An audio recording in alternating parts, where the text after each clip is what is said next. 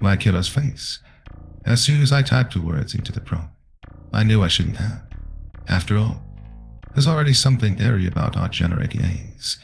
Those intricately detailed landscapes that always seem to have something desolate and apocalyptic about them. Those uncanny images that feel like photos of real people, but aren't. The disturbing little details that make you wonder. Is this what a computer thinks of us?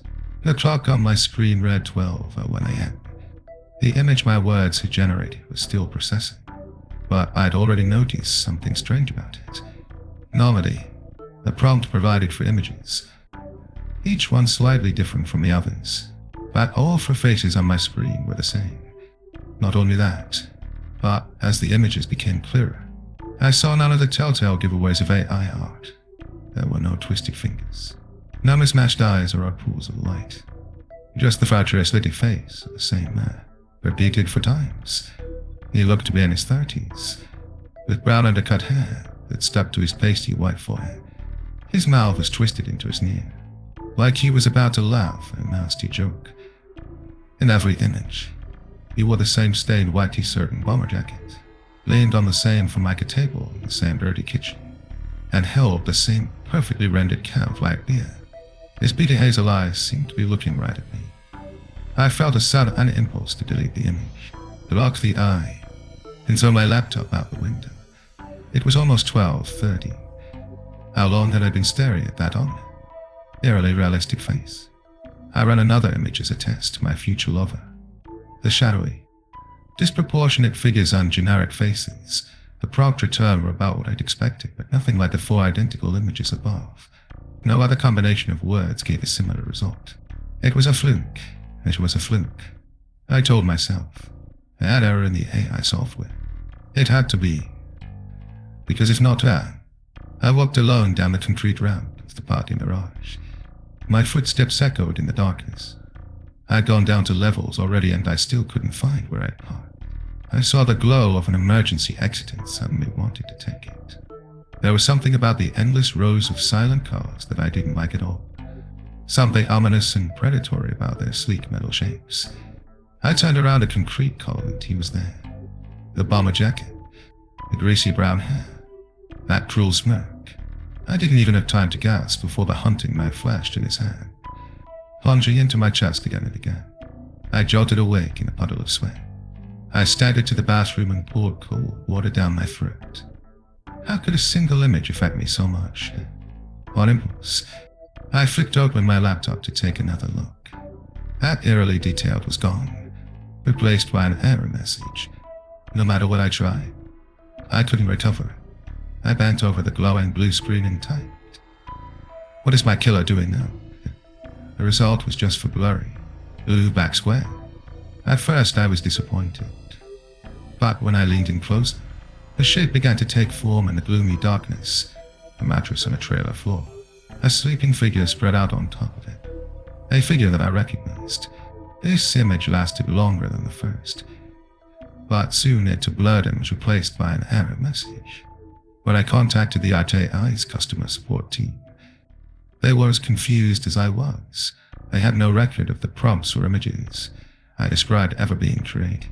I waited impatiently for the morning to try again. My killer as seen from above. I typed.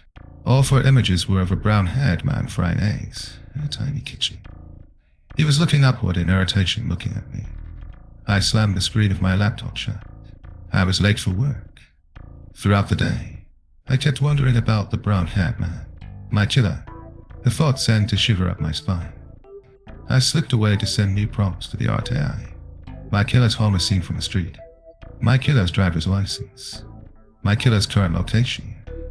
But each time I returned more disappointed than the last. I only received distorted and generic images. The man with the brown hair was gone. That was a trick, a pattern I needed to follow.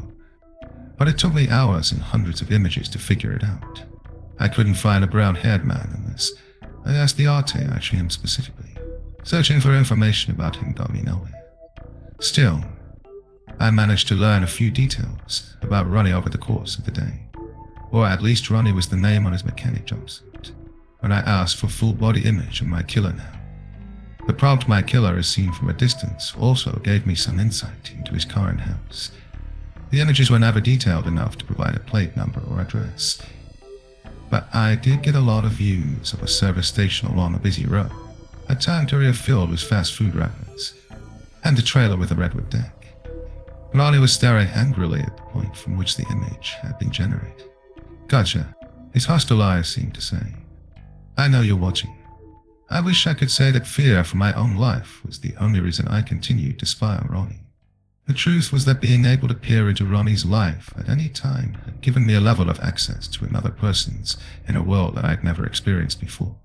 I wasn't exactly popular at work, and even back in high school, I was never the friend who people poured their hearts out to. But there were no secrets between Ronnie and I. I knew what Ronnie looked at on his phone as he sat on the toilet in the morning. I knew his girlfriend Katie's favorite sexual position, preferred brand of nail polish.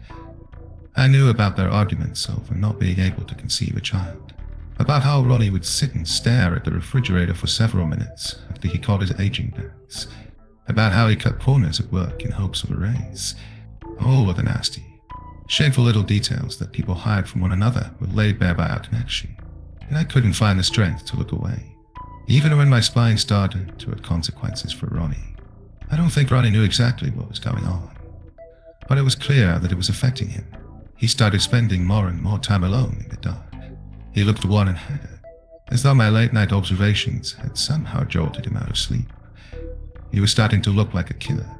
I wasn't exactly doing well myself. If I didn't check on Ronnie several times each hour, I'd break out in a cold sweat, sure that I'd missed the vital moment. As the image processed, I'd bite my lip, sure that when the blurry background cleared, I'd see Ronnie walking up my driveway or into my workplace with that glinting hunting knife in hand, ready to keep our appointment with fate. Before long, I was willing to try anything, as long as it meant I could get away from my guilt and fear for just a little while. That's how I wound up in the passenger seat of the battered car of a friend of a cousin of one of my workmates, doing a line of coke off from a broken mirror. Flashing red and blue lights appeared behind us after I'd handed her the $20 bill. But before she'd finished unzipping my jeans, shoved into the back of the patrol car, I should have been brooding over the awful turn my life had suddenly taken, or panicking about what would happen when I didn't show up for work in the morning. But all I could think about was the RTI. Whatever Ronnie was up to, I was missing him. The whole experience of being processed passed like a dream. But as I was being led to my holding cell, the harsh laughter of two officers brought me back to reality. Are you sure it's okay to leave that psycho in with the others? The younger cop asked. I knew when we picked him up he was screaming about invisible people watching him. Look, his older colleague rested her hands on her belt. If we gave all the crazies their own cell, there'd be no room for anybody else. She grinned at me with a wolfish smile. He's already got a roommate. I already knew who I'd see waiting for me when I rounded the corner of the cell block. Ronnie looked worse than ever. His skin was pasty, his face unshaven. He sat on the cold concrete floor, his wild eyes darting around the corner of the ceiling, searching for his invisible observer. When Ronnie saw me, his jaw dropped. Zoo, he snarled. I backed up involuntarily and felt the hard plastic of a nightstick pressing into my back. Get in there, the older cop grunted. When I grabbed the bars instinctively, she pressed harder. Stop resisting. I was practically whimpering. Is there another cell I can go to? Can't I have a different cell? Officer. Stop. Resisting. Pain exploded in my shoulder as the officer brought her nightstick down on my arm. My hand went limp on the bars and I felt myself shoot into the cell. Ronnie's shadow fell across me as he stood up. The cell door slammed shut behind me. Wait. I grabbed the bars, screaming as the older officer sauntered down the hallway, whistling cheerfully and ignoring my panicked cries on purpose. Ronnie's bony fingers grabbed my shoulders from behind and spun me around. Our faces were just inches apart. Why are you following me? Ronnie slammed me against the bars again and again. Who are you? What do you want? I was Ronnie's forearm pressing my throat shut. I couldn't even get enough, I had to breathe. Black spots flashed in front of my vision. I heard a voice say from what felt like very far away. He's killing him. Suddenly hands were pulling us apart, dragging me backwards across the cold, slick floor. Grunts and dull thuds from inside the cell told me that Ronnie was being beaten into submission. Leave me alone. It was the last thing I heard him scream before I was led away. After I was released on bail, I did my best to do as Ronnie asked. After all, I'd been at least partially responsible for his incarceration. If I was him, I realized I'd want to murder me too. The black mirror of my laptop screen seemed to call to me. Just one peek. It seemed to say, "What's the harm? You probably won't even notice." Guilty. I opened the Arte and typed the prompt my killer is seen from a hidden place. As the image processed, I realized I was seeing a room through the grate of a ceiling vent. A padded room. Words were written on the floor in something brownish red, although whether blood or feces, I couldn't tell. Now I can see you too. Ronnie was staring straight up at the vent with his teeth bared in a lunatic grin. Once per day, I told myself, just to make sure he's still locked up.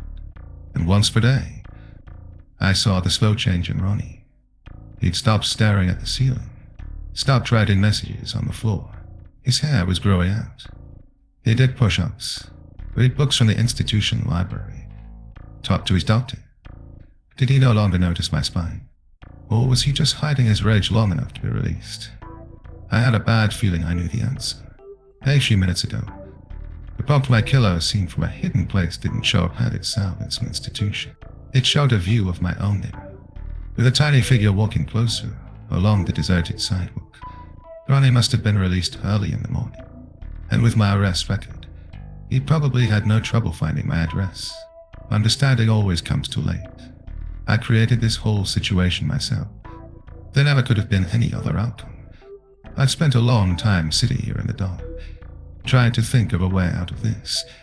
But doesn't matter, my fate was decided the moment as deny I to imagine my killer's face, even if I tried to leave the house. Did a weapon, or call for help. I know that I would end in the same place, beneath the point of Ronnie's knife.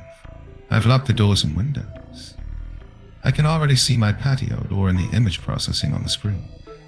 It is here, now.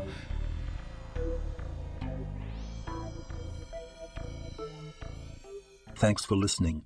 If you like this story and want to hear more, then please subscribe and like and support this new channel.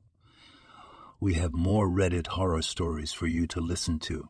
Hoping to see you all again very soon. Have a sweet dream. Bye.